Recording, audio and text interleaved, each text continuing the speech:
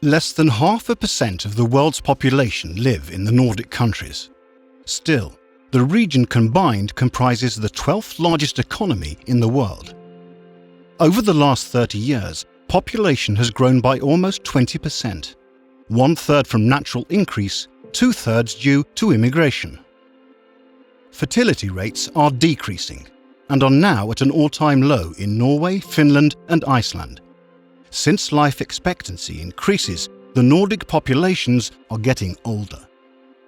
Due to immigration, the populations are getting more diverse, which provides both challenges and opportunities for future developments.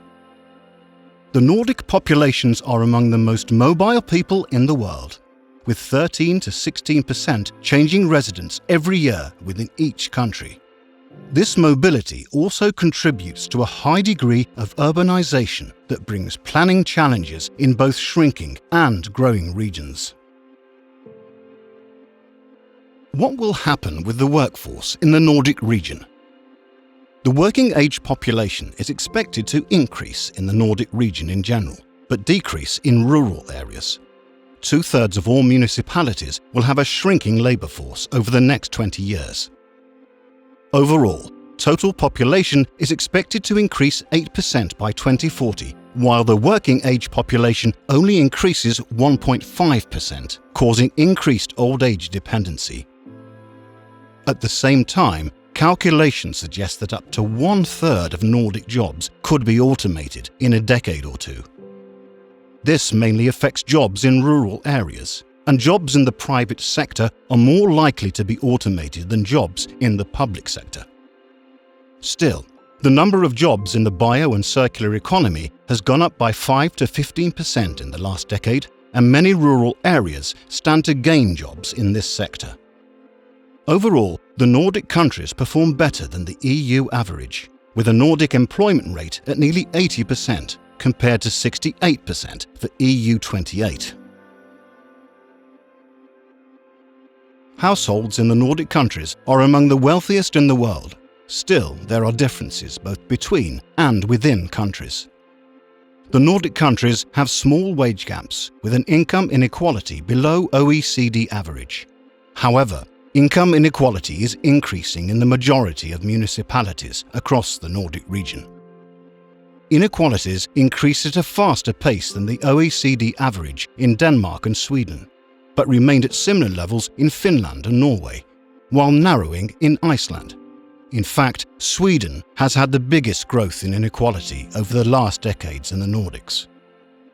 Differences in income are particularly pronounced in the capital regions like Stockholm and Copenhagen, while the smallest income inequalities can be found across municipalities in Norway. Redistribution of income is highest in Finland and lowest in Iceland and Sweden.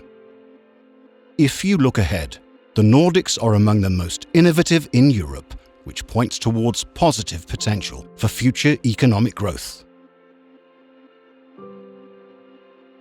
Nordregio's Regional Potential Index, RPI, is constructed around 9 key socio-economic indicators to measure regional development. The region of Oslo ranks as number 1 on the list, followed by Copenhagen and Stockholm. On average, urban areas perform better than rural.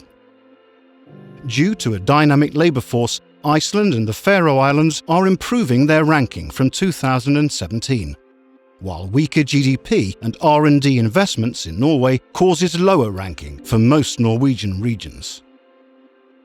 The ranking for regions in Denmark and Greenland is stable, while Finland and Sweden have a varied result, with some regions scoring higher and some lower than in 2017.